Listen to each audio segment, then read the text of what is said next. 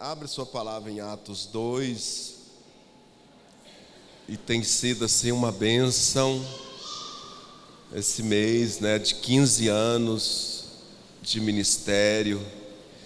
E eu quero falar um pouquinho hoje de qualidades de um bom líder. Mas eu colocaria também qualidades de um bom cristão.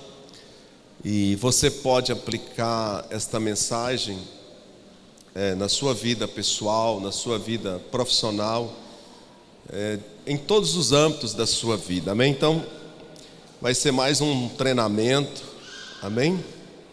E Atos 2:42 diz assim: e perseveravam na doutrina dos apóstolos, e na comunhão, e no partir do pão, e nas orações. Em cada alma havia temor, e muitas maravilhas e sinais se faziam pelos apóstolos.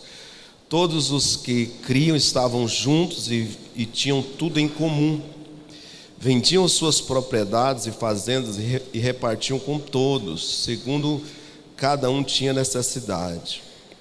E perseverando unânimes todos os dias no templo, e partindo o pão em casa, comiam juntos com alegria e singeleza de coração, louvando a Deus e caindo na graça de todo o povo. E todos os dias acrescentava o Senhor à igreja aqueles que se haviam de salvar. Amém, queridos? Então, essas qualidades são muitas, as qualidades na vida de um líder, são muitas, mas eu quero aqui falar de algumas que eu creio que é muito importante para esse momento que nós estamos vivendo nesses dias. E algumas delas aqui foi assim, qualidades que eu entendo que Deus me deu graça para que eu pudesse então trabalhar com células, trabalhar na igreja. E eu reconheço para você que quando eu fui formalizando a palavra, eu fui observando que eu preciso melhorar nelas. Porque a palavra primeiramente fala comigo, fala com o pregador. Então são qualidades que eu entendo que eu preciso melhorar nelas. E se você vê aqui Atos 2, no versículo 46, 47, diz que eles contavam com a simpatia de todos. Então a igreja primitiva, ela tinha essa simpatia, era um povo simpático. E quando nós falamos de um líder cristão simpático, nós estamos falando de uma pessoa atenciosa, nós estamos falando de uma pessoa agradável, uma pessoa que atrai as pessoas até ele, uma pessoa que ele tem essa simpatia, ele é atencioso com as pessoas que estão à sua volta.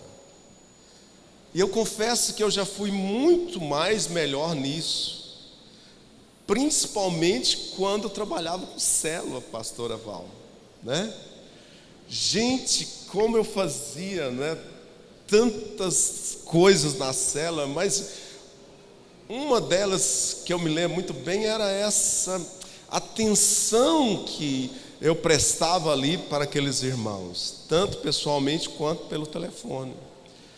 E eu entendo que isso atrai as pessoas até nós.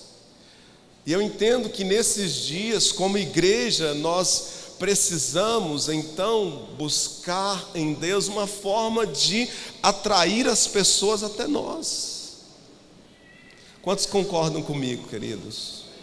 Porque nós estamos vivendo dias em que pregar o evangelho não tem sido fácil. E nós sabemos que o relacionamento, ele vai nos proporcionar essa ponte, essa chegada até estas pessoas que nós almejamos alcançar. Então é muito bom para você receber atenção. É muito bom. Quantos gostam de receber atenção aqui? É muito bom. E é algo que eu quero trabalhar na igreja. Uma das coisas que eu quero ministrar na igreja é a importância da reciprocidade. Porque muitas vezes nós queremos atenção, mas nós não queremos dar atenção. Entendem? E eu achei interessante, esses dias eu fui almoçar lá no restaurante do Itaú. E quando eu mais avista foi chegando, eles correram e foi para a porta para nos recepcionar. Eles disseram assim: olha, nós corremos aqui para a porta e nós queremos recepcionar vocês na porta. Eu falei: que legal, né? Que legal, como é bom. Outro dia desse, um discípulo da igreja muito abençoado, que eu amo demais da conta, que está aqui nesta noite, ele fez um cartãozinho e ali fez algumas declarações para mim, para a bispa, e eu disse: meu Deus, que legal, como uma pequena coisa, né, traz um sentimento tão importante, tão gostoso nas nossas vidas. E eu quero fazer uma igreja diferente. Diz amém. E eu quero me reunir com os diáconos. Então, um grupo bom aqui hoje, né, pastora Terezinha? Nem falei com você ainda, mas eu tive indo na igreja Lagoinha em Niterói, e eu tenho assim orado a Deus para fazer uma igreja diferente. E o grupo de obreiros desta igreja é fantástico, pastor Roberto, fantástico, fantástico. O povo abençoado é o grupo de obreiros desta igreja. Eu amo vocês, amo. E vocês vão poder contribuir muito para que essa igreja possa ser de fato uma igreja diferente. Amém, queridos? Então, como essa atenção, ela é importante, ela atrai as pessoas até nós. Uma pessoa simpática, ela é uma pessoa sociável. E como eu vejo aqui a importância de sermos sociáveis. Outro dia desse, falando na vida de um pastor, eu disse para ele: pastor, você precisa ser mais atencioso. Líder, você precisa ser mais atencioso, né? E eu fui falando na vida daquele pastor, e ele foi entendendo, sabe, e como aquilo foi importante. Então, como eu vejo essa necessidade nas nossas vidas, eu vou me colocar primeiro, depois eu passo para os meus pastores, para os líderes de célula, a importância do líder de célula, a importância do anfitrião, a importância do supervisor ser esta pessoa simpática. Como isso vai fazer a diferença? É algo tão simples, mas isso atrai as pessoas até nós. E foi assim durante esses anos, né, do meu ministério. Mas nós precisamos entender uma coisa quando a gente fala desse aspecto. Muitas vezes a gente quer mudar a personalidade das pessoas. Eu vou falar do pastor Nardelli, porque é ele que fala, né? Carrancudo, o senhor falou isso já? Não, sisudo, sei lá o que é sisudo, talvez vou até comer, né? Sisudo, mas você chega até o pastor, ele é essa pessoa, né, gostosa da gente conversar com ele, essa pessoa comunicativa, né? Esses dias eu tive uma experiência, ele não está aqui, mas eu vou falar, eu acho que ele não vai achar ruim. O Rafael da Ana Iris, né? Quando você olha para o Rafael, você olha uma pessoa séria, né? Não é assim? É ou não é? Né? É, não é? Mas gente, nós fizemos uma viagem juntos. Rapaz, como ele como ele é bom de papo, né? Entende? Então, muitas vezes a gente quer mudar a personalidade da pessoa. Não, nós não devemos fazer isso. Nós não podemos matar as pessoas. Mas é muito bom a gente nos atentarmos para esse relacionamento, para essa conversa. Se nós queremos atrair pessoas, nós precisamos então ter uma ponte que vai nos levar até essas pessoas. E esse aspecto aqui de sermos simpáticos vai atrair as pessoas até nós. Amém, queridos? Glória a Deus. E eu vejo que Marta era esta pessoa simpática, né? Maria, melhor dizendo. Porque quando Jesus chegou na casa de Marta e Maria, Marta, ela, deixa eu continuar com os meus afazeres, não é verdade? E eu acho que a televisão lá da Marta estava ligada. E é ruim quando você vai fazer uma visita, cara, nem desliga a televisão, meu Deus do céu. Não é, Eva? Gente, você vai fazer uma visita, a televisão continua ligada, não desliga não, né? E eu acredito que Jesus chegou na casa de Marta e Maria e a televisão continuou ligada, né? Acredito que depois a Maria foi lá e desligou. Espera aí, deixa eu dar atenção aqui para Jesus. Então Maria era esta pessoa simpática. Segunda coisa que eu vejo, né, de uma qualidade de um bom líder, é um líder resistente às circunstâncias. Um pouco parecido com o que o pastor Nardete vai pregar no domingo, né? Mas o que leva um líder a ser resistente às circunstâncias?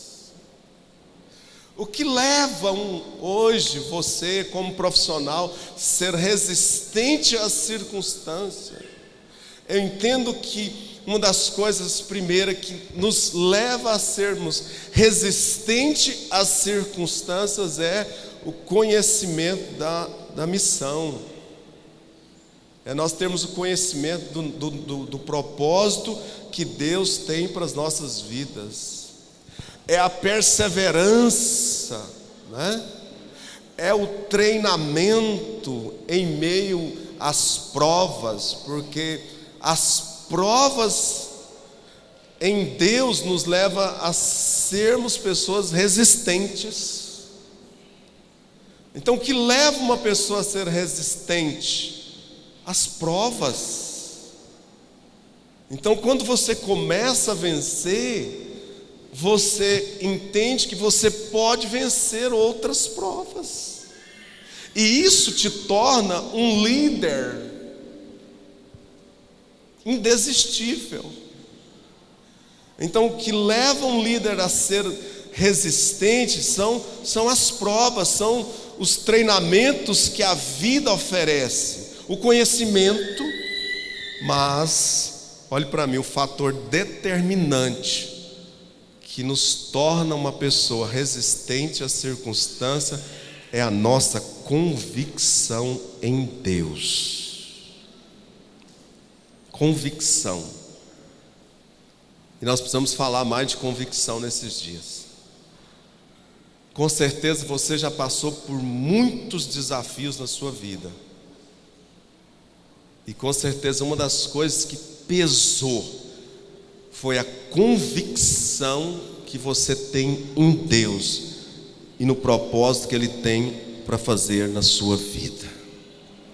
E Jesus já dizia: no mundo tereis aflições, mas tende bom ânimo. Então um líder, ele não pode deixar se curvar diante das circunstâncias. Não se curve diante da circunstância, não se curve diante dos problemas, não se turbe o vosso coração. Porque nós vamos ter desafios, irmãos, muitos. Nós teremos grandes desafios pela frente. Nós teremos grandes desafios como família, como pai, como mãe. Teremos grandes desafios na vida profissional, grandes desafios no ministério, mas que todos esses desafios possam se tornar um treinamento na minha vida e na sua vida nesses dias. Porque quando nós não conseguimos lidar com as circunstâncias, sabe o que ocorre? Nós tendenciamos a desistir. Nós tendenciamos a deixar. E se nós não tornarmos pessoas resistentes, muitas vezes nós vamos deixar de fazer, e o resultado disso vai ser grandes perdas. Grandes perdas. E a igreja do Senhor nesses dias precisa ser esta igreja aprovada. A igreja do Senhor nesses dias precisa ser esta igreja experimentada. E o obreiro, o diácono, ele precisa ser experimentado. Sabe qual que é um dos propósitos de ser experimentado? Para você não desistir nas primeiras circunstâncias que vier na tua vida. Um pastor precisa ser experimentado. Em outras palavras, precisa ter passado por muitos problemas para depois assumir a função, para não desistir. E eu, mais a bispa, eu dou glória a Deus por isso. Nós nos tornamos essas pessoas resistentes.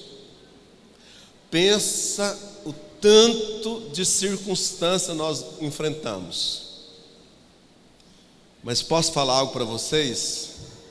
Sabe que eu louvo a Deus por tudo hoje. Pergunta: você quer passar de novo, bispo? Pergunta para mim: você quer passar de novo, bispo? De jeito nenhum. Uma vez basta, né, pastora Rosana? Mas deixa eu te falar para você, nós não somos mais os mesmos. Nós não somos mais os mesmos. Então, precisamos sermos indesistíveis. E a Ludmila tem uma música que fala sobre esse aspecto, de sermos pessoas indesistíveis. Amém? O líder resistente às circunstâncias. E deixa eu te falar para você,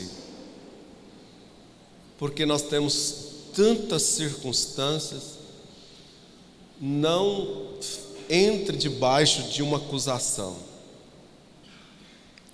Em que sentido, bispo? Porque às vezes nós estamos passando por provas, e principalmente na família, e muitas vezes, sabe qual que é a tendência do nosso adversário? Ficar nos acusando, dizendo: você vai fazer a obra desse jeito aí? Olha só, tribulado. ainda fala: olha só, você está vivendo um poço de tribulação.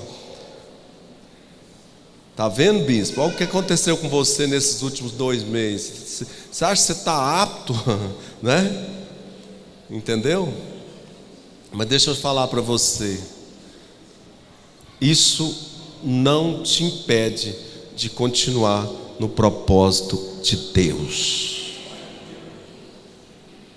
Você deve entregar para Jesus.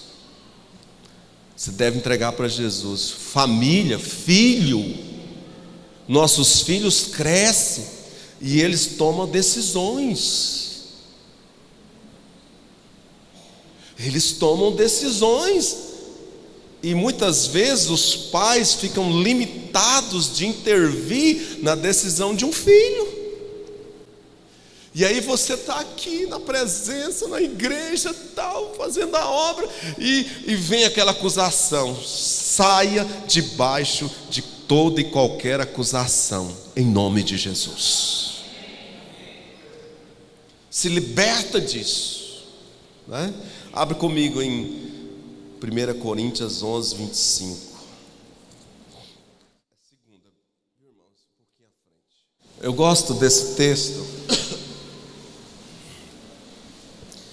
porque os apóstolos são para nós um grande exemplo. Posso ler?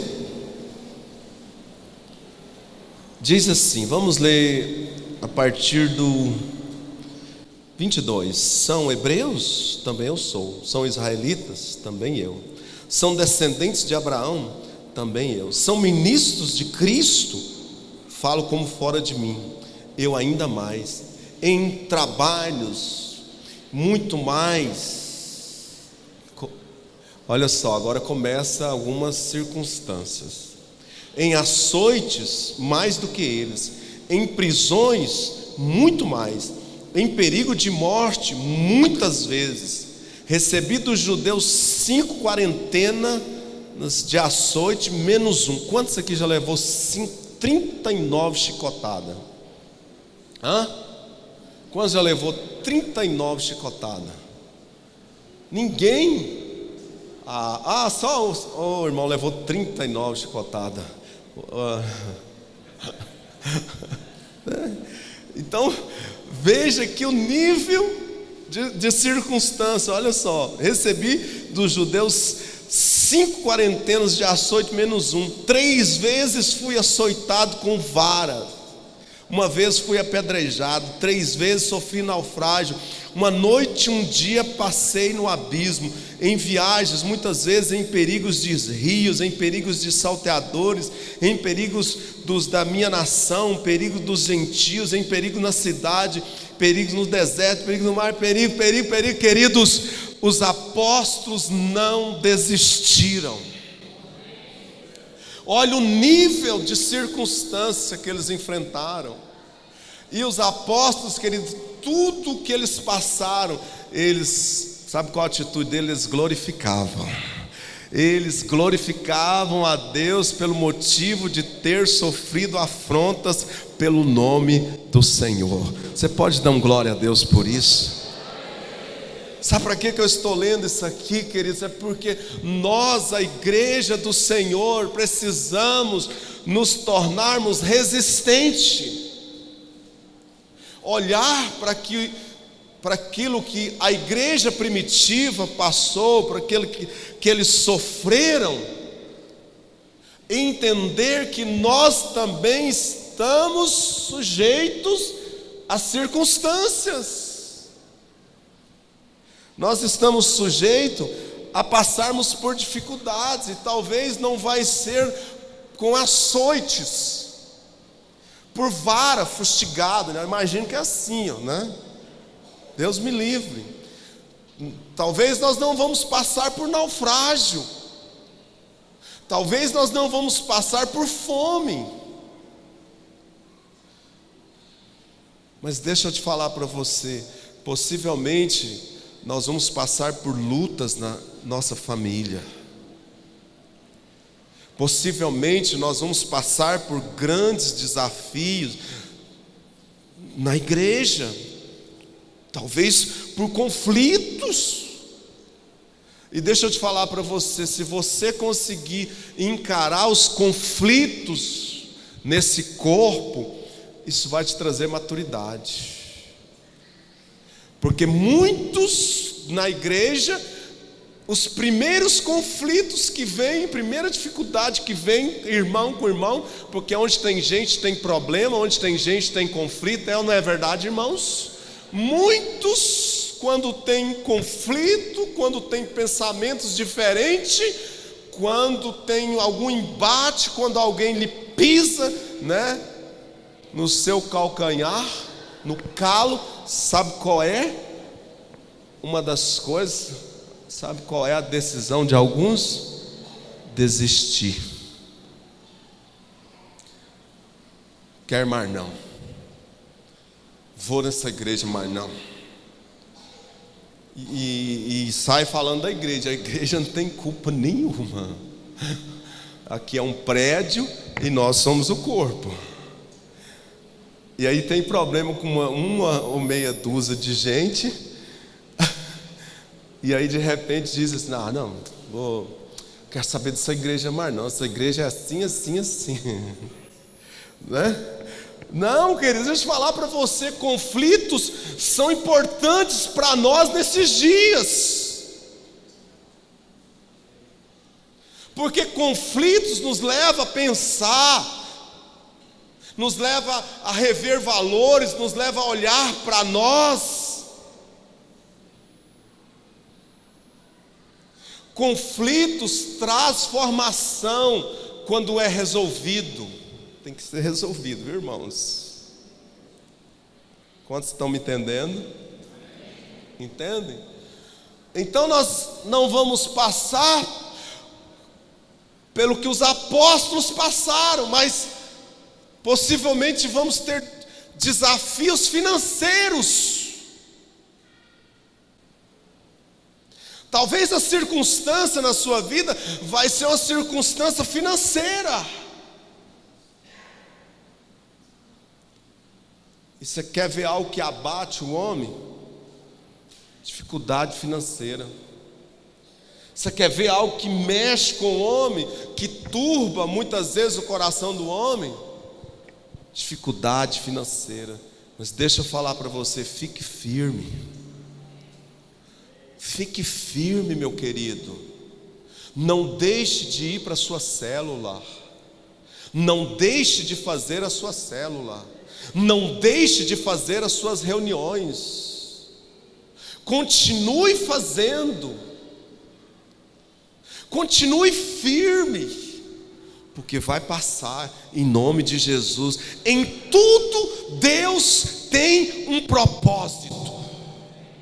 Em tudo. Deus tem um propósito em tudo.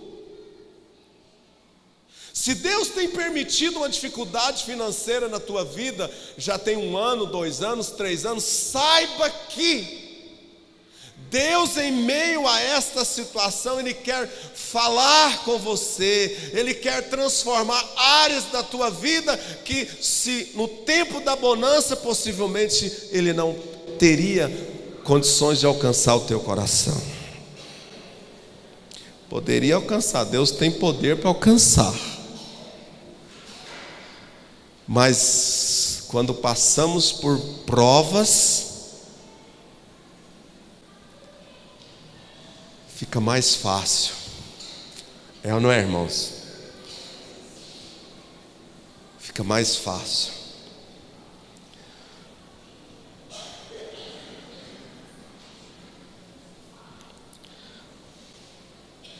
Não deixe de fazer a sua célula porque você discutiu com a sua esposa.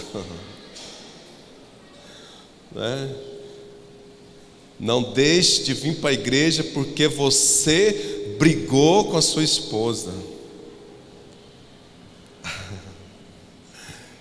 Sabe o que eu quero dizer?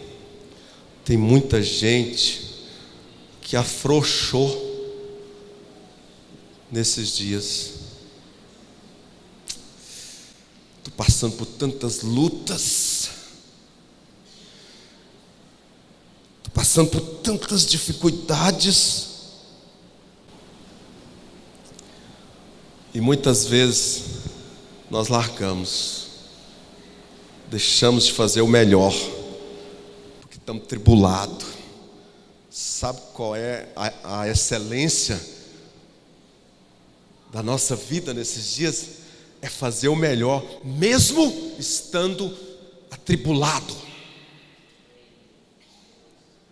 Quer que eu te dou a referência? José, no auge da sua prova, no auge da sua dificuldade, ele poderia chegar lá no cárcere, ele poderia dizer assim: acabou, chega, quer mais não, quer saber mais de nada não. Eu não deveria estar aqui, nessa masmorra, nesse lugar fedido. Sabe o que José fez? José começou a ajudar todo mundo. Você pode dar um glória a Deus? José começou a ajudar todo mundo, e logo o carcereiro, se jogou para José, e de repente José já começou a cuidar de tudo. E aquela prisão, nunca se houve um tempo tão bom como na época de José. E foi ajudando que alguém se revelou para eles, alguém contou o sonho, e de repente José então revela o sonho, e aí você conhece a história. Então deixa eu te falar para você: vença, não desista. Amém, querido? Terceira coisa que eu quero falar para você nesse treinamento dessa noite é: cuidado com a procrastinação. Bispo, o que é procrastinação?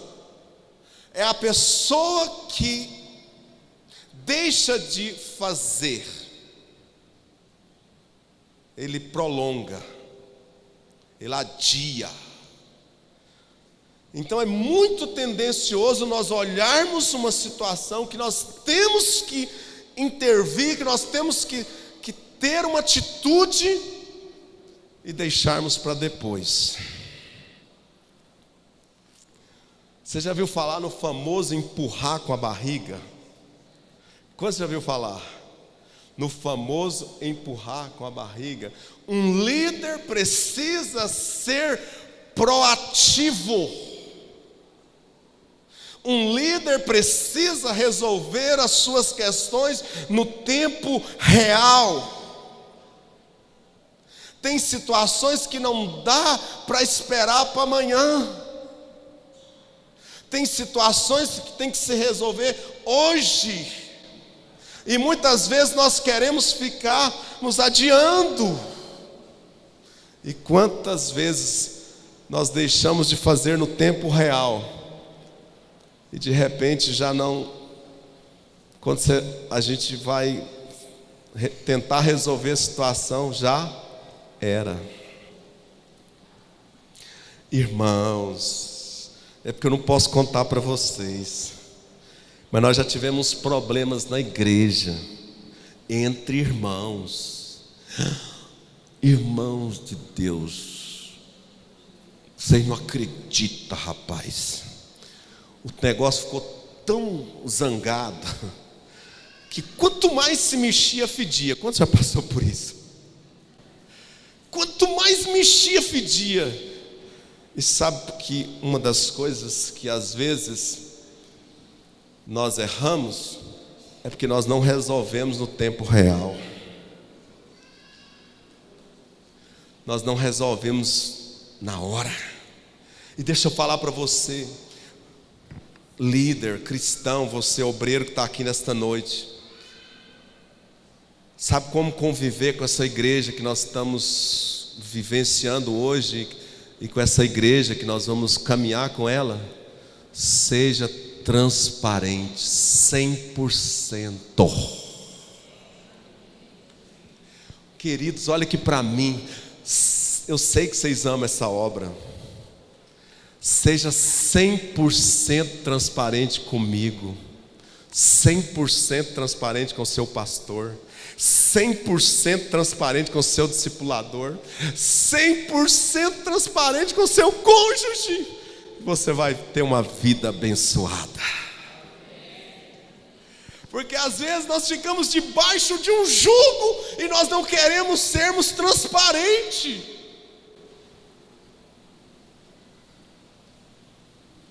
Quantas pessoas magoadas nós não nos deparamos aí nesta caminhada? Não são poucas. Mas voltando, nós estamos falando sobre procrastinação. Então, não empurre com a barriga. Diga para essa pessoa que está do seu lado: não empurre com a barriga. Agora eu vou te fazer uma pergunta. Tem algo que era para você ter resolvido já, que você não resolveu? Eu só estou vendo as cabecinhas fazer assim, ó. Pois é, eu também fui pego, viu? Já resolvi. Resolva, irmão. E por que que muitas vezes nós empurramos com a barriga? Porque muitas vezes nós não temos foco. Porque muitas vezes falando que nós não temos tempo. E se tiver uma coisa que nós temos é tempo. A Bíblia diz que há tempo para todas as coisas. Por que que muitas vezes nós empurramos com a barriga? Porque não é valor para nós.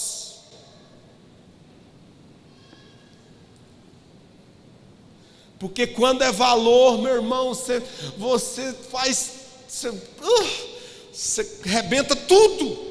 Não tem meia-noite para você buscar uma cama nova que você comprou. É ou não é? É ou não é? O carro zero, meu irmão, não tem circunstância que impede você de buscar seu carro zero, é ou não é? Por quê? Porque tem valor para você. Então muitas vezes nós empurramos com a barriga, querido. Muitas vezes nós somos procrastinados porque aquilo não tem valor para nós.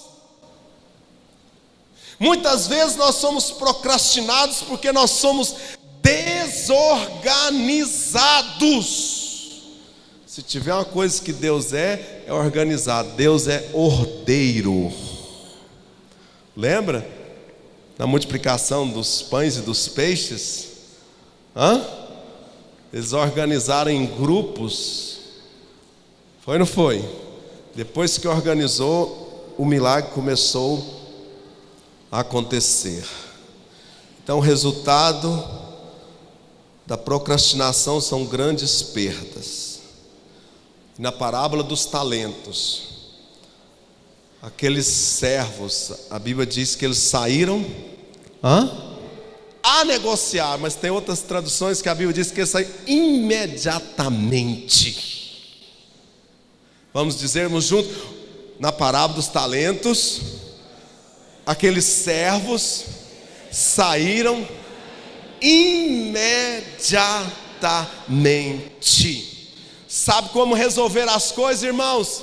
Imediatamente. Quer ser bem sucedido, meu irmão, em todos os âmbitos da tua vida? Faça imediatamente. Amém? 4 dicas para você vencer a procrastinação. Olha aqui para mim.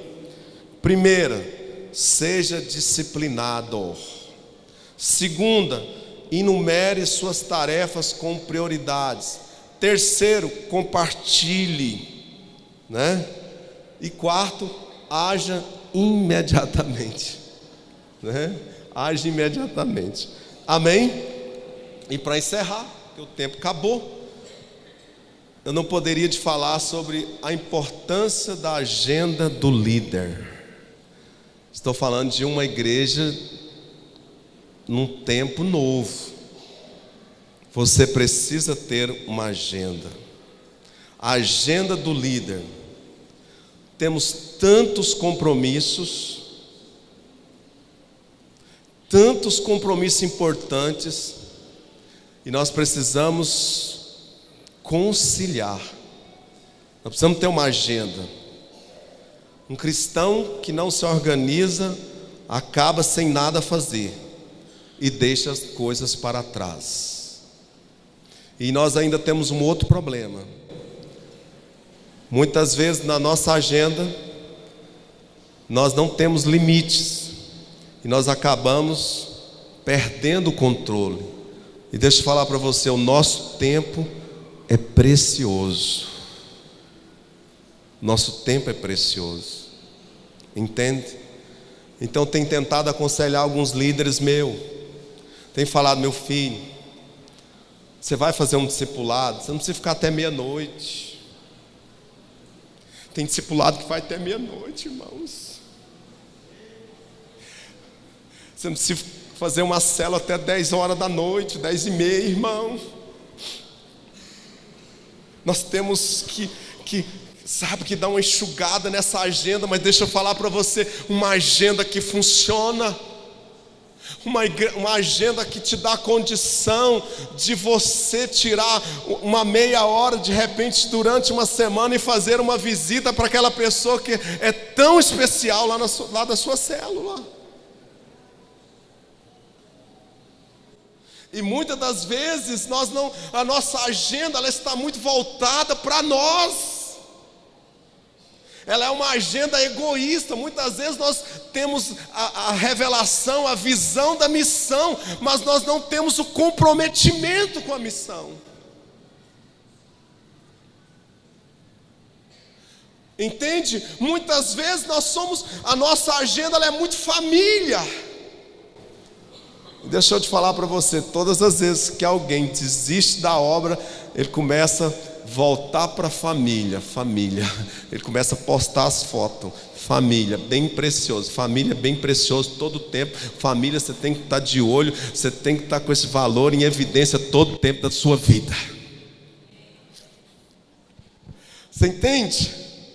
Essa igreja de hoje, ela precisa ter agenda. Essa igreja de hoje, ela precisa ter essa agenda, mas uma agenda que consegue conciliar, irmãos. Tem gente que quando se volta para a família, é só família. Tem gente que quando se volta para o trabalho, só trabalho. E aí deixa os compromissos. Não, porque eu estou precisando. Não, realmente tem que ter mesmo. Mas vamos tentar conciliar, amém, igreja? Vamos ser inteligentes, vamos ser uma igreja inteligente, vamos ser uns cristãos inteligentes, vamos ser líderes inteligentes, vamos ser uns pastores inteligentes, vamos, irmãos, vamos conciliar, vamos ter uma agenda abençoada. Glória a Deus por isso. Então, nosso tempo é muito precioso e eu preciso encerrar. Por último, um líder com uma visão estratégica. Olha aqui para mim. Eu estou falando aqui também para você que é empresário, para você que é autônomo, você que tem um negócio. Deixa eu te falar, a estratégia te leva a sair do comum. Ela propõe um novo. Ela envolve pessoas. E foi assim em todo o meu ministério, né? Acho que agora que a gente deu uma esbarrada. Mas Deus nos deu tanta estratégia. A estratégia, ela é muito importante. E a estratégia, ela deve acontecer, né? Ela deve ser elaborada na dependência de Deus. Não pode ser algo aleatório. Não, vamos ter uma estratégia aqui. Vamos rodear o quarteirão, né? Vamos rodear o quarteirão nessa célula aqui. E vamos rodear o quarteirão. De repente é coisa do homem mesmo, né? Misericórdia, né, irmãos? Mas nós trabalhamos pessoas. Nós lideramos pessoas. Nós precisamos termos estratégias nas nossas células. Amém, queridos? É importante. A Nilke, o irmão Josimar uniu 2 células e fez uma festa caipira.